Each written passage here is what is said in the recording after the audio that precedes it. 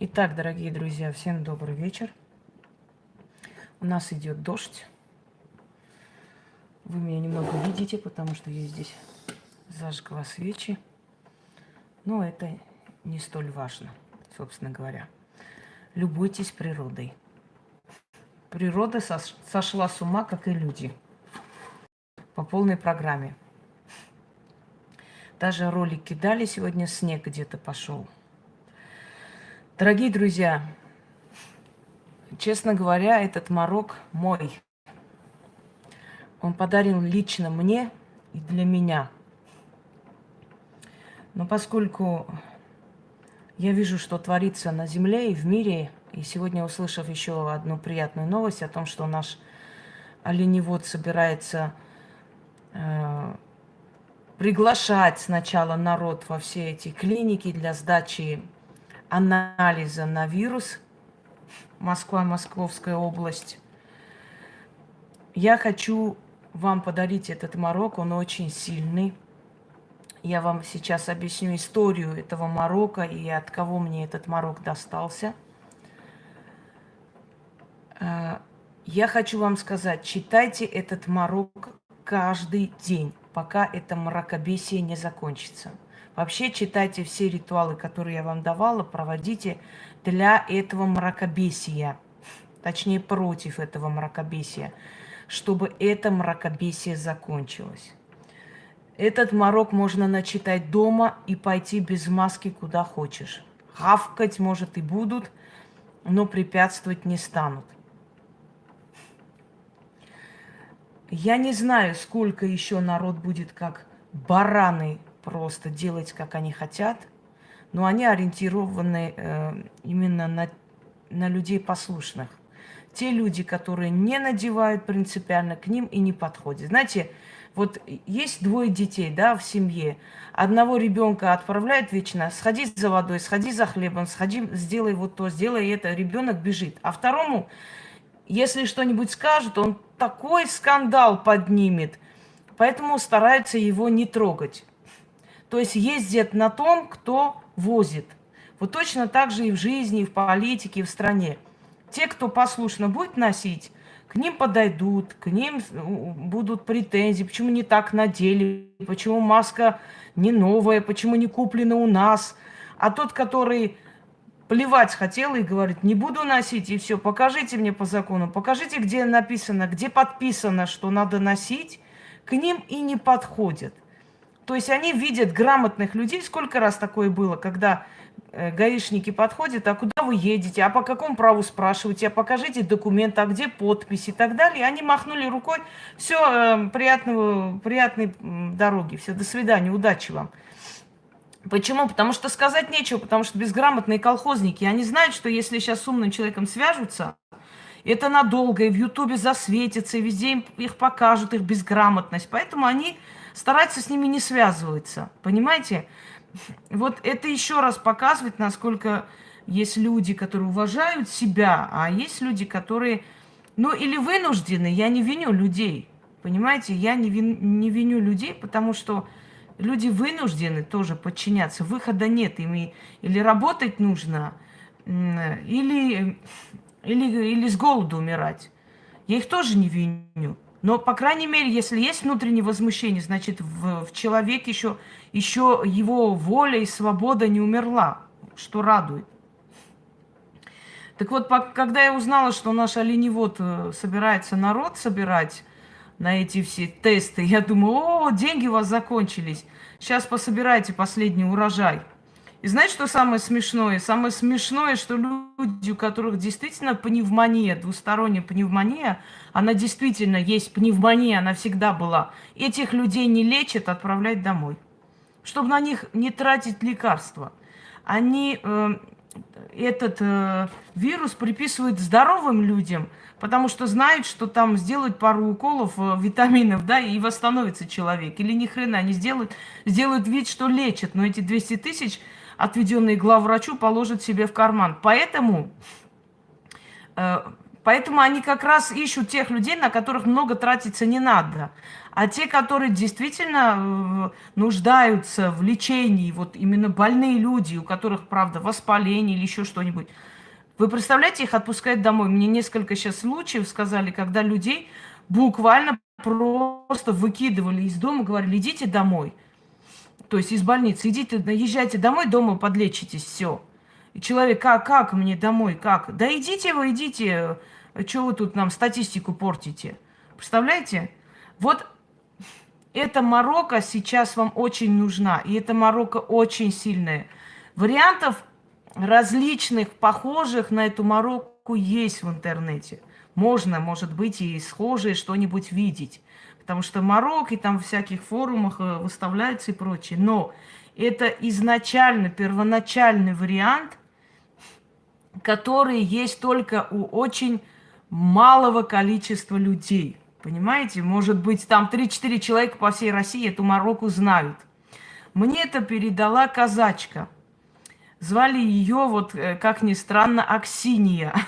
Как прям героиню фильма «Тихий Дон». Она тоже была очень красивая женщина, очень даже в старости лет сохраняла свою красоту. Когда я была на раскопках и посещала Ставрополь, я этот край люблю, я там была и благодарный, и прохладный, там вот эти все маленькие городки.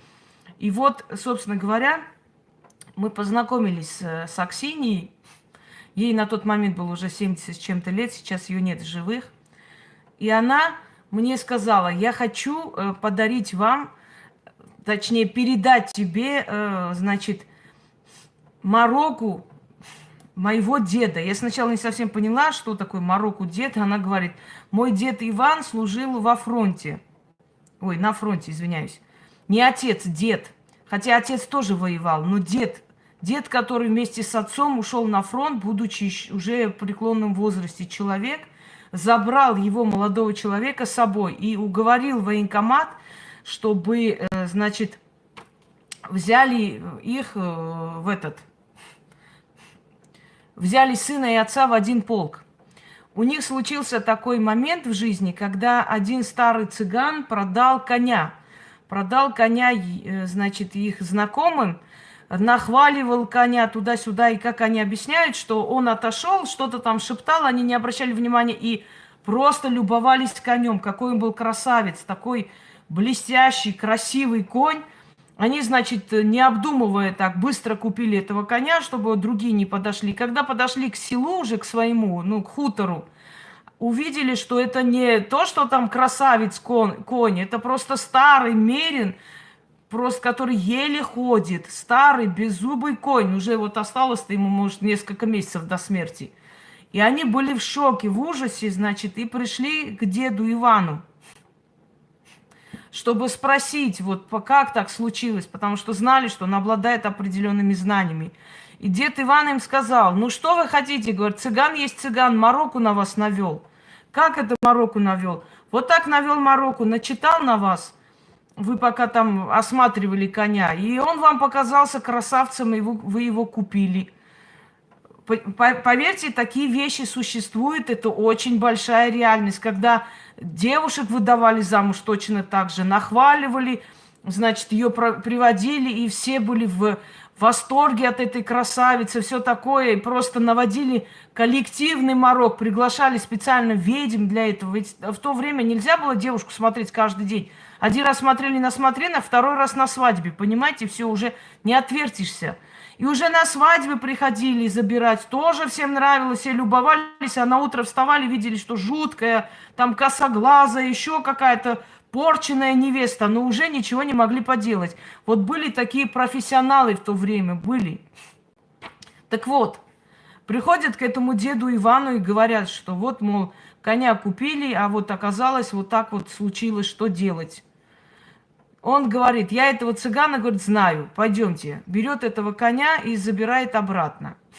Забирает обратно, когда этот цыган его увидел, они обнялись, и он, значит, говорит, ну, Иван, конечно, не хотел бы вернуть, но ради тебя деньги верну. И коня забрал обратно. Оказалось, что они с этим цыганом вместе воевали, вместе служили на войне. Поэтому он ради него, как однополчанин, пошел ему навстречу. А так бы он, конечно, не нашли бы его, ничего бы не сделали. Вот такой был сильный человек. И вот история этой Мороки. Значит, история была такова. Объясню, почему именно Марокко она мне отдала, а не другие заговоры его. На словах-то объяснила. Во-первых, говорит, что от деда много не осталось. Осталось некоторые просто как бы тетради и прочие, которые я, собственно говоря, примерно знаю, какие. Но на тот момент в моей жизни была такая очень опасная ситуация. И причем даже была не у меня, а у человека близкого мне очень человека была очень опасная ситуация. И она, видимо, почувствовала это или как, хотя не скажу, что она обладала особыми знаниями, но все-таки кровь дает о себе знать, генетика. И она мне дала этот морок.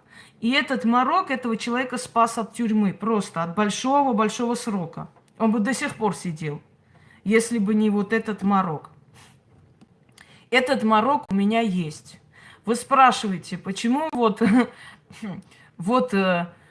не боитесь, вот вы поймите, вот страшно, вот вы и правду говорите, вы все показываете, все про вас знают и так далее. Дорогие друзья, грош цена той ведьме, которая будет дрожать и бояться людей и всего.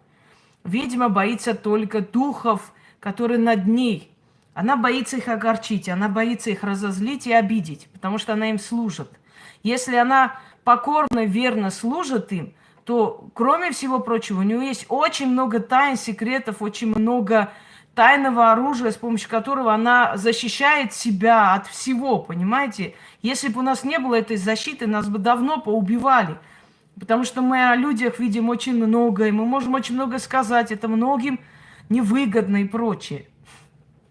Так вот, Марокко. Читайте сейчас каждый день, пока это мракобесие не закончится. Точно. А вообще, перед выходом из дома, если вы переживаете... Да что такое? Извиняюсь. Точно. На пыль, наверное, аллергия или что-то тут. Дальше. Выходя из дома, в такой момент страха внутри, читайте, это очень сильная Марокко, и обязательно, вот смотрите, при опасности, опоздали на работу, чтобы начальник не увидел, идете, для себя читайте, или сидя в машине, там останавливаете машину, прочитали, поехали дальше, или в автобусе читайте, смотря как вы, для чего вы применяете эту Марокко, да? Это первоначальная Марокко, то есть изначальная, какая должна быть, какая была вот первоисточник этой Марокко, не переделанный уже во все там эти. Теперь смотрите, здесь сказаны слова именем ведьмы. Там говорится именем ведьмака, который передал. Все время надо напоминать человека, который передал. Понимаете? Читать что? Сейчас тебе скажу, что читать. Вот нахер пойдешь, и там будешь читать. Что читать, хорошо?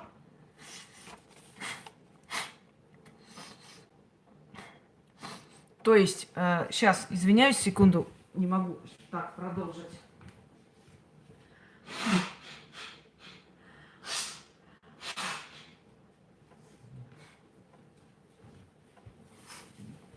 Когда колхозные твари приходят сюда, ни уважения, ни такта, ничего нет у животных, когда видят, что я объясняю людям историю этого заговора, для чего применяется, вместо того, чтобы сидеть просто ждать, как люди, терпеливо и достойно, они как животные, чего читать-то? Вот иди теперь читать, тварь.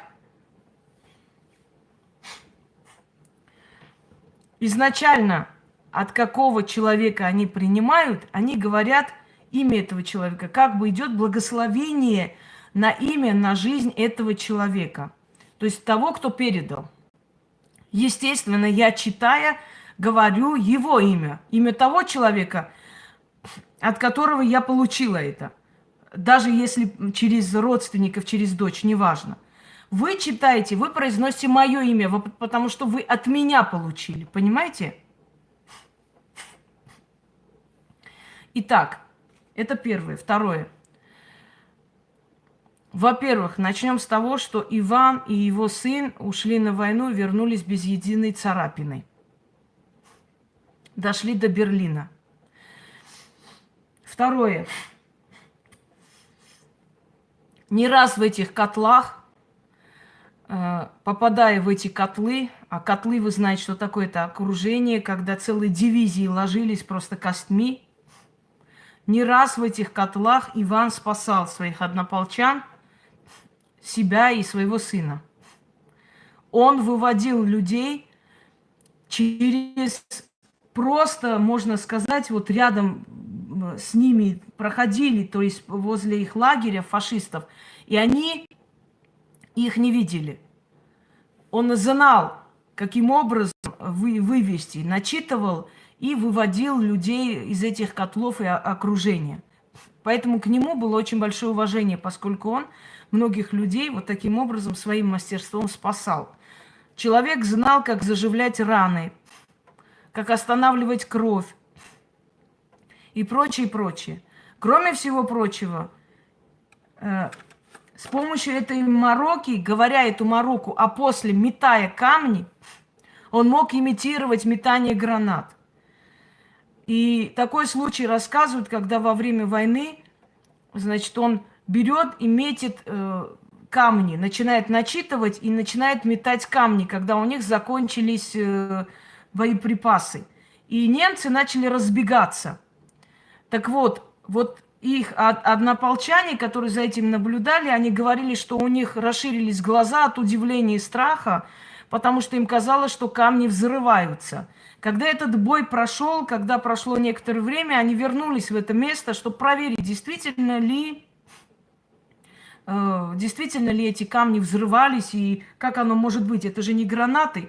Подошли, увидели, что обычные камни лежат. Вот как он метал эти камни, они валяются, камни как камни, ничего нет. Но всем казалось, что они взрываются. И от этой силы, от этого страха они разбежались. Это тоже спасло им жизнь. То есть люди, которые передают вам такие сильные работы во спасение, эти люди, они, знаете, таких людей не очень много встретите, во-первых, и сильные работы в том числе, которые действительно реально спасают жизни.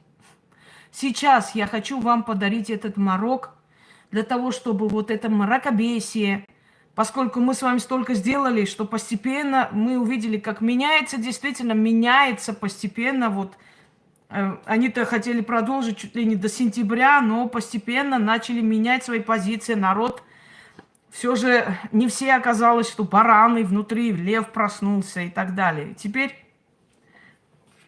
чтобы не коснулось вас и вашей семьи. Потому что, дорогие друзья, это очень страшно. Если у кого-нибудь, на суде тоже можно читать, перед любой опасностью читайте и идете. Читать нужно 6 раз. Но если вы не успеете или где-то вы так получится, он вас и с первого раза спасет. Вы представляете, что может быть? Сдать анализ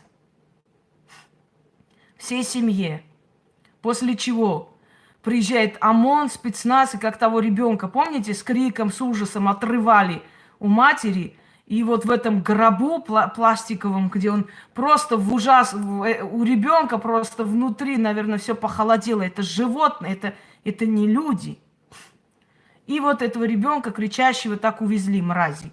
Понимаете? Поэтому, как вам сказать, если бы мы знали, что там люди просто сидят, да, можно пойти тест этот сдать, и хрен бы с ними, они ничего не обнаружат. Но поскольку мы знаем, на что готовы врачи, которым обещали деньги, эти врачи готовы вам жизнь сломать. Они вам семью разрушат, они ваших детей заберут, они на все готовы.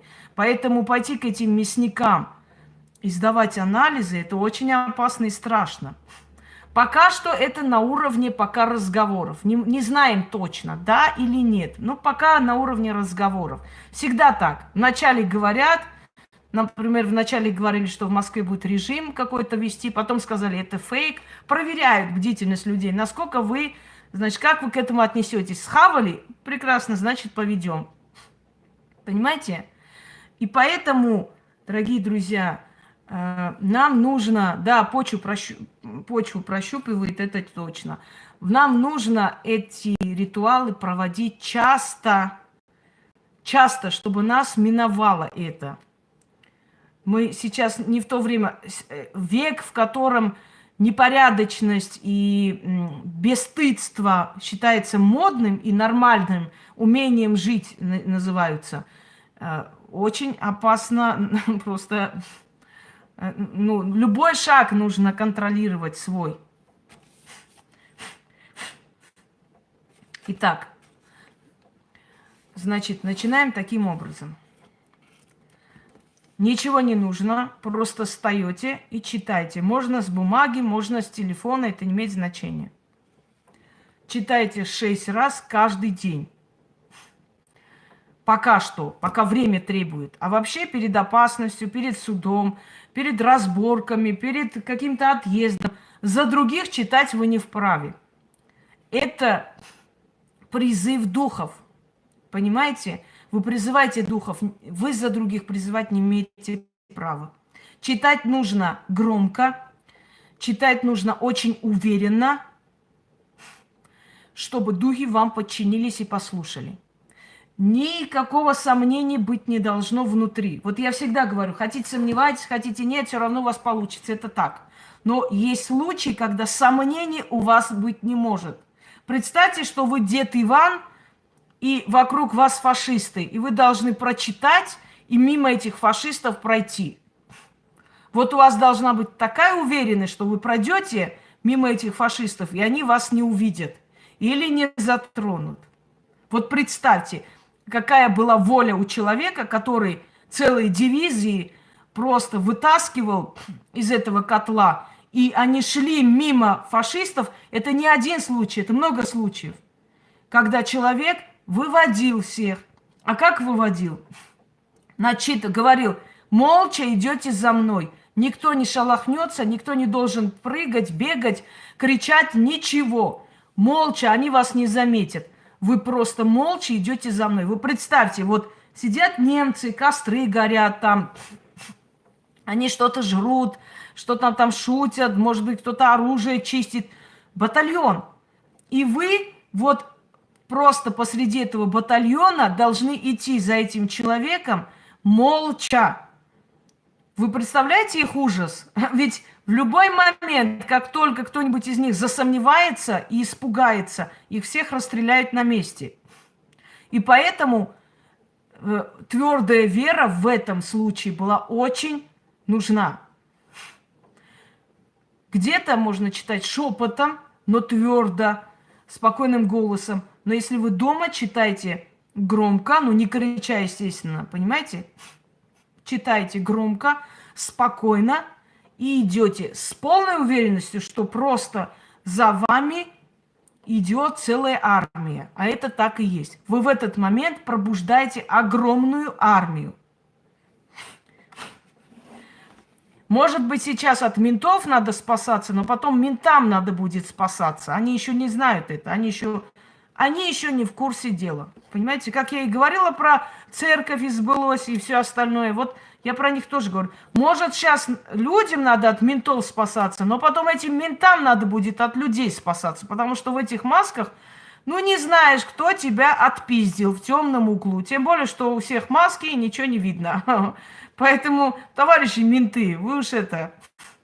Не в ваших интересах, если честно, чтобы маски носили. Я вам честно говорю.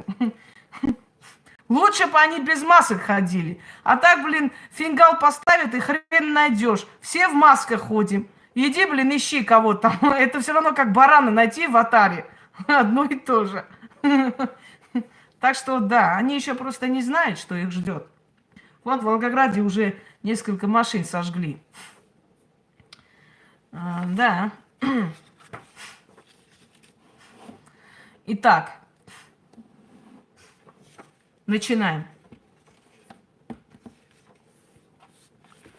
Да, и так людей, блин, за рецидивистов считают. Да хоть так не обидно будет, если честно.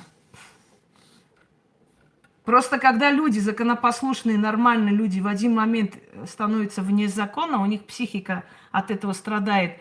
Вот это на очень долгие годы аукнется ненавистью и презрением. На очень долгие годы. Очень тяжело, очень плохо, очень глупо и очень неправильно они это сделали. Итак, это просто, знаете, для чего организовано? Чтобы все перевести в онлайн. Просто чтобы вся наша жизнь была в интернете и контролируема. Вот и все. Полностью. Вся наша жизнь. Ну, вы представьте, я просто, давайте онлайн свадьбу сыграем, онлайн поцелуи, да, онлайн детей сделаем, онлайн детей воспитывать, онлайн, что на улице не выйти, не общаться между собой. Люди должны общаться, люди могут чем-то и заразить друг друга, тем самым иммунитет свой усиливают. А для чего мы социальные существа? Это что такое? Нам общение нужно, мы друг от друга берем энергию жизни. Если мы будем все как зомби сидеть и передвигаться по каким-то этим часам, только чтобы пожрать и лекарства купить, мы просто превратимся в какой-то двуногих животных существ. Это страшно. Это ужасно. Да, вот тоже так думаю. В страшном сне нашим дедам не могло присниться то, что сейчас происходит. Вы представляете, во время войны не было ни гриппов, ни болезней, ничего. Почему? Потому что подсознательно все были настроены на победу. Болеть было некогда. И вот это слово «болеть некогда» это звучит реально. Каждая болезнь подпитывается страхом. Иногда люди от страха начинают в себе искать симптомы. Понимаете, симптомы болезни ищут, сами себе внушают и заболевают. Потому что каждая болезнь, она подпитывается страхом людей. Итак, начнем. О царь рабства, дух неволи, я знаю все твои заповеди и псалмы, и через то сила твоя в моей власти. Именем ведьмы, имя, ведьмы, которая вам дала этот ритуал. Именем ведьмы во славу ее рода и во имя ее сил помоги мне запутать недругов, навести на них туман черный, мороку путаницу. Иду я в туман, веду я в туман, вашу кровь закупаю, в доспехи облачаюсь, туман черный, непроглядно пускаю, заведу вас, запутаю, в слова могучие окутаю, глаза ваши от себя отведу, мороку путаницу на вас наведу. Аны, Алла, Иш, Алияс, век, год, месяц, неделя, час, минута, секунда, здесь и сейчас, мои двери, мои пороги, мою жизнь закрываю для вас. Все подступы ко мне, туманом черным окутаны, морокой спутаны, ключ, замок, язык, заклято. Еще раз читаю. О царь рабства, дух неволи, я знаю все твои заповеди и псалмы, и через то сила твоя в моей власти. Именем ведьмы, во славу ее рода и во имя ее сил, помоги мне запутать недругов, навести на них путаницу, туман черный, мороку путаницу.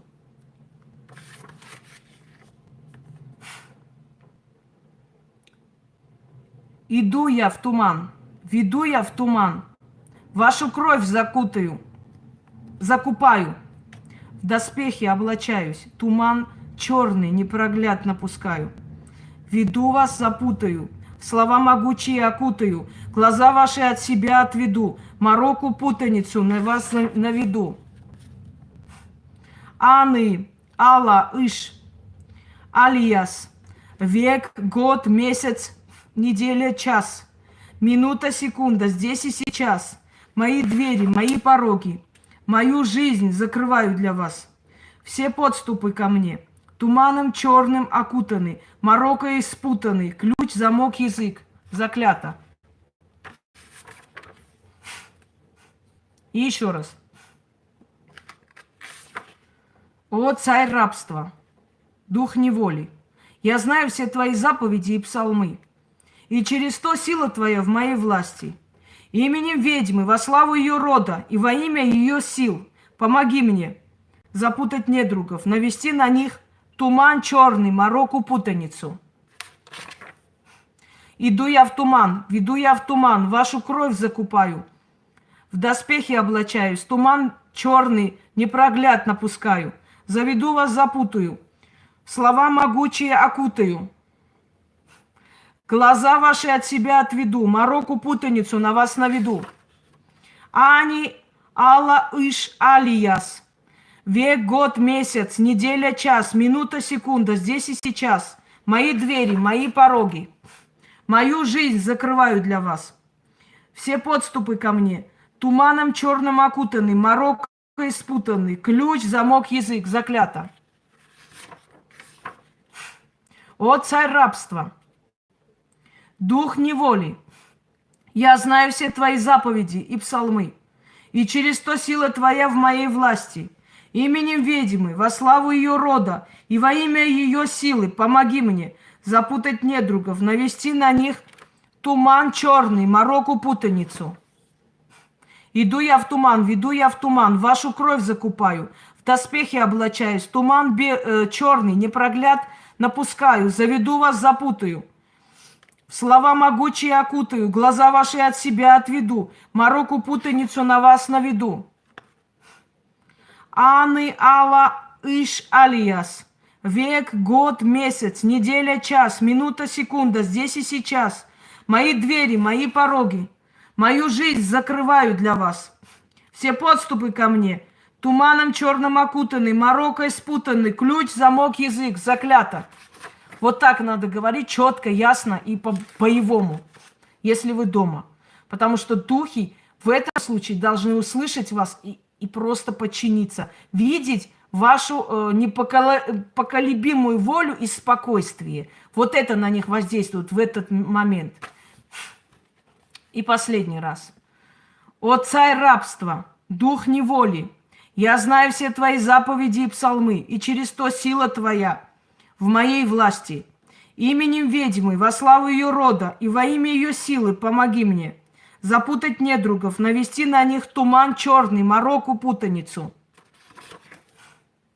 Иду я в туман, веду я в туман, вашу кровь закупаю, в доспехи облачаюсь, туман черный, непрогляд напускаю. Наведу вас, заведу вас, запутаю, слова могучие окутаю, глаза ваши от себя отведу, мороку путаницу на вас наведу.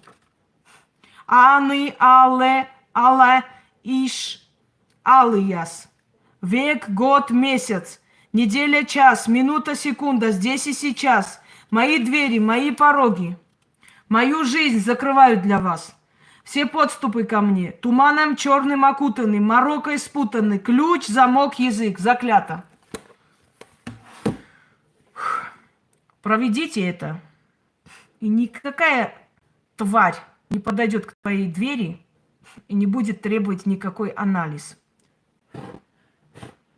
Защитим наших детей с помощью сил, потому что более сильной защиты не существует. Никакая прокуратура, никакие врачи, никто. Они все между собой связаны. Знаете, как говорят в грузинской поговорке, лиса свой хвост не обвиняет. Вот то же самое. Лиса свой хвост не обвиняет. Помните, как дед сказал, где ты власть-то увидел? Одни кабинеты с флагами и хмыри сидят. Вот и все. Поэтому, дорогие друзья, искать справедливость надо у сил. Как искали справедливость испокон веков люди у сил, приходили к ведьмам, к ведьмакам, учились у них, узнавали, как себя защитить, что делать, как своим детям помочь, как заговорить детей от войны, от разорения, как при революции выжить, как спасти своих детей, имущество, свой скот и так далее, и так далее. Только они вам и помогают, и помогут. Больше никто. Так что смело вперед, спокойно, мы переживаем это все, мы проходим.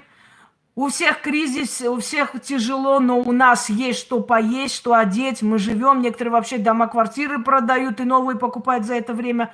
Нормально, спокойно отключились от этого всего страха и идем вперед. А что касается всего остального, мои работы вам в помощь. Я вам дарю, дарю и дарю, пока есть необходимость, выйдем. И дальше буду дарить. Мы уже договорились с Яной, мне сказали, меня сейчас осыпали этими книгами теней, чтобы они... Я же сказала, когда последняя книга теней закончится, вот я тогда помру. И меня сейчас решили продлить мою жизнь, ну, лет на 200. Короче, меня там закидали книгами теней, чтобы они вечно были пустые. А хрен вам! Вы хотите, чтобы я вам служила 500 лет? У вас совесть вообще есть или нету? Дайте мне уйти в мой дом. Я хочу в замок своего отца уйти. И отдохнуть там от подлого грязного мира. Но пока я нужна своему сыну, пока я нужна людям, я здесь нахожусь. И не надо переживать. Когда меня не станет, мои работы будут не менее сильные, а наоборот, еще больше. И кроме всего прочего, вы знаете, что духи ведьм всегда приходят на помощь. Я боюсь, и там меня не оставят в покое. Вот поэтому я не хочу, чтобы у меня была могила, чтобы как у Марии Лаво день и ночь приходили, там оставляли расчески, свечи, чтобы какие-нибудь потом магуйки не ходили на мою могилу и не снимали видео, где они мою силу себе забирают, всякую херню, что всякие магуйки там гипноз не проводили, якобы мою душу вызывают, что я там в аду горю, умираю. Кстати, если такая херня будет происходить, я никому не приходила, ничего не говорила. Знаете, заранее говорю, я никому не приходила, не собираюсь никакие гипнозы приходить, и тем более что-то там говорить им. Так что это все фигня. Просто пошлите их на 3 буквы, скажите, не пиздите, пожалуйста, будьте любезны. Вот так и скажете. Так что, дорогие друзья, все будет хорошо. Как говорится, все будет доброе. А если не будет, знаете, такой, ну, не анекдот, а рассказ во время войны.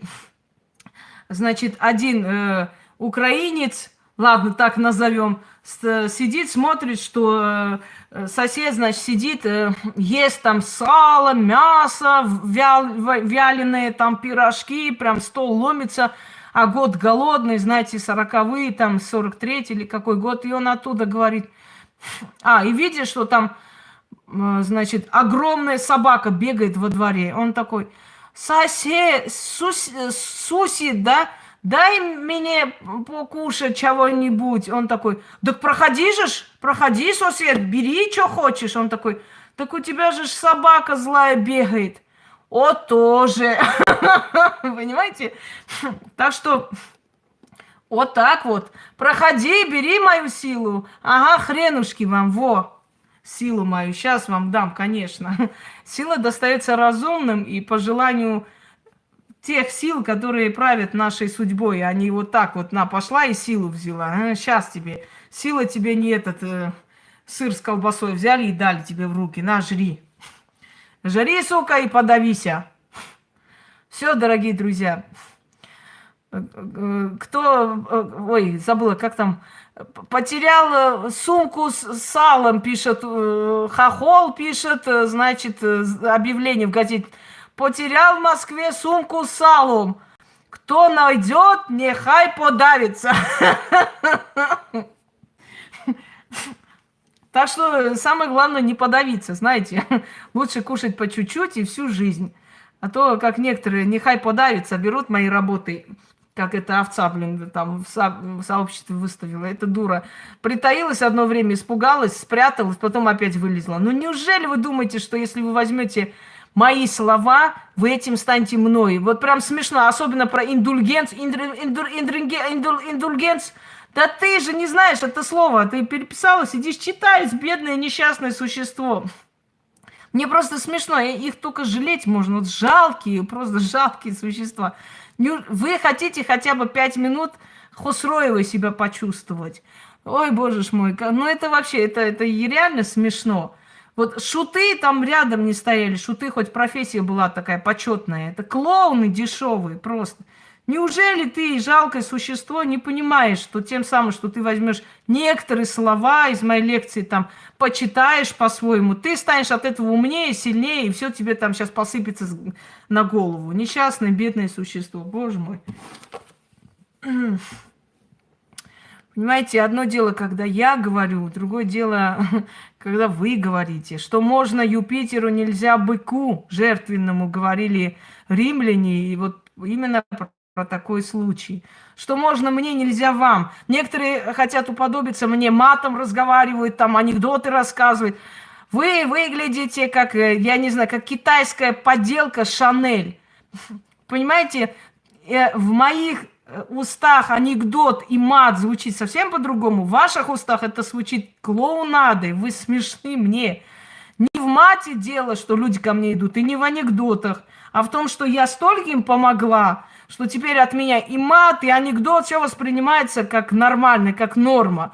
А вы, абсолютно будучи никем, сидите, да я же объясняю, я так четко вам говорю, как же вы меня достали. Там смотришь, ну со смеху помрешь. Прямой эфир, в котором, значит, два человека сидят, один лысый, другой хромой. Знаете, прям столько народу не протолкнешься. Сидят и, значит, расклады делают и орут о том, как они устали от этого тупого народа. Так у них там народа нету. От чего ты устала, дура ты? Ну это... Да, 2,5 человека. Сидят там. Ой, как я устала. Я так устала вам объяснять. Я так вот это самое... Знаете, что напоминает, когда девочка смотрит на маму и точно так же куклу кормит, точно так же наказывает, уши дерет, знаете, чаем поит. Вот то же самое. Вот так смотришь и думаешь, блин, они адекватные или нет. Даже этот гадалка из Кукуевска, Илона, мои слова повторяет. Меня сегодня кидают. Посмотрите, вот эта гадалка, которая сидит и там, великий критик, всех убивает, сидит и говорит... Вы задумайтесь, зачем этот вирус пришел, чтобы вы подумали. Это же высшие силы наказали его, чтобы вы задумались. Думаю, гадалка, ты тоже мои слова берешь, оказывается. Ну, там они всей семьей гадалки, конечно. Обычно как делают южные мужчины? Свою жену дом посадят, знаете, на родине с родителями, как прислугу. Да, дом сторожить, детей рожать. А приезжает сюда и, значит, какой-нибудь свяжутся и начинают. Моя жена. Да какая она тебе жена? Господи, какая она тебе жена? Твоя жена вон дома сидит, сторожит дома и твоих старых родителей обслуживает, понимаешь? Вот твоя жена. Это вообще смешно. Дорогие друзья, я хочу вам сказать, что таких людей сама жизнь наказывает. Там не нужна даже магия или что-либо иное. Поймите, есть закон Вселенной. Если человек ничем не занимается, у него в жизни ничего нет. Если человек не работает, если человек не создает, не созидает, естественно, он живет бедно, понимаете? Поэтому, знаете, когда мужчины уходят, да, к таким тварям, и те вот хихикают, смеются в лицо, через некоторое время смотришь, они тоже брошены, с долгами, со всем остальным. Так если человек с одной женщиной так поступил, он поступает так и с другой женщиной, понимаете? Поэтому, если ты просто, у тебя есть мудрость жизни, если ты знаешь жизнь, у тебя есть опыт жизни, ты понимаешь, да делать ничего не надо. Человек, который занят херней, его жизнь рано или поздно превращается в херню. Вот и все. Мне уже достали кидать про эту Шнабак. Вот Шнабак, посмотрите, она радуется, хоть какие-нибудь деньги заработает. Связалась с этим гадалкой, вот из аула, они там радуются, или у них там любовь началась, не знаю. У нее там муж не живет с ней, ходит, просто приходит к дочери иногда. Да я и так знаю, что со Шнабаком муж не живет. Мы это и так знаем. Я вам тогда давно говорила, что у нас просто есть общая знакомая, ее свекрови, которая мне сказала, которая, собственно, и тоже состояла у Полынь когда-то. Я давно говорила, что она одна. Она абсолютно одинокий человек. Одинокий, озлобленный человек. Разве по ней не видно? Она действительно, у нее с головой проблемы.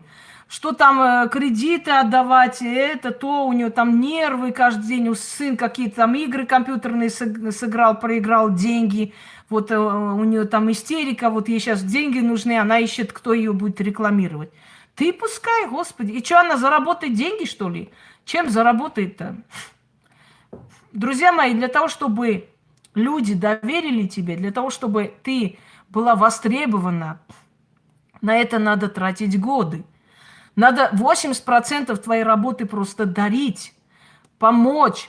Надо прийти в ремесло не ради денег, а потому что тебе это дано, это твое призвание. И вот тогда люди, увидев в тебе настоящего мастера, приходят к тебе, просят твоей помощи, награждают тебя, благодарят, подарки дарят. Вот так происходит. Понимаете? И для этого нужны годы. Один-два раза там, ой, посмотрите, что там какие-то расклады великие там кидает и так далее. Это Шнабак, это у нас женщина, у которой Шнобелевская премия есть. Личная. Мы ей подарили. Всем каналам мы ей просто выписали премию Шнобелевскую. Она сейчас ходит, радуется. Да это пустое существо. Она не стоит внимания, конечно. Он просто наш ручной клоун. Иногда смеемся, просто смотрим. На примере таких людей я вам просто говорю. Таких шнабаков в вашей жизни полно будет. Таких гнилых существ, которые сначала пытаются жополистом заниматься, хвалят тебя, потом начинают по-другому, когда увидели, что тебя использовать не смогли. Понимаете? Таких шнабаков у вас полно. И хорошо, что есть эта клоунада. Хорошо, что они есть, потому что на примере таких пустых существ вы посмотрите и увидите, что люди, которые ничем не заняты, они ничего в жизни не добиваются. Их не наказывать не надо никак. Они сами это наказание себе приближают. Вот я и объясняю. Зачем наказывать людей? Если человек не делает ничего, не работает, не стремится, следовательно, рано или поздно он будет сидеть в дерьме. Вот что и произошло. Это добрая ведьма из Москвы. Очень добрая, очень-очень. Вы заметили, что такие вот люди с огромным шнабаком, с тонкими губами, такие твари. Вот реально, вот есть такой типаж людей. Это не первый раз. Люди с такими огромными носами, безобразными и тонкими губами. Такие мрази просто, такое дерьмо. Вот заметьте просто, я вам серьезно говорю.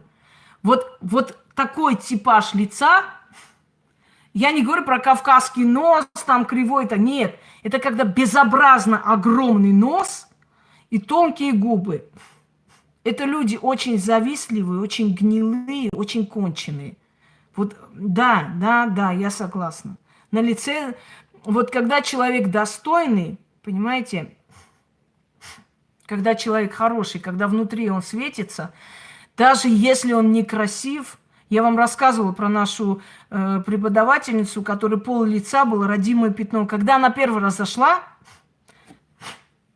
честно, немножко неприятное было впечатление, потому что я была молодая, я была студенткой, у нас у всех.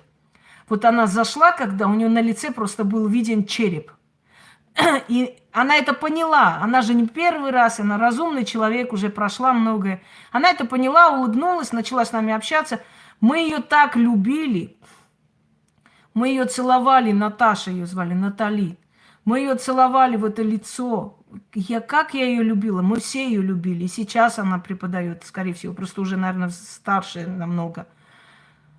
Вы можете представить, вообще мы не обращали внимания на вот ее лицо или что-то, вообще не обращали внимания.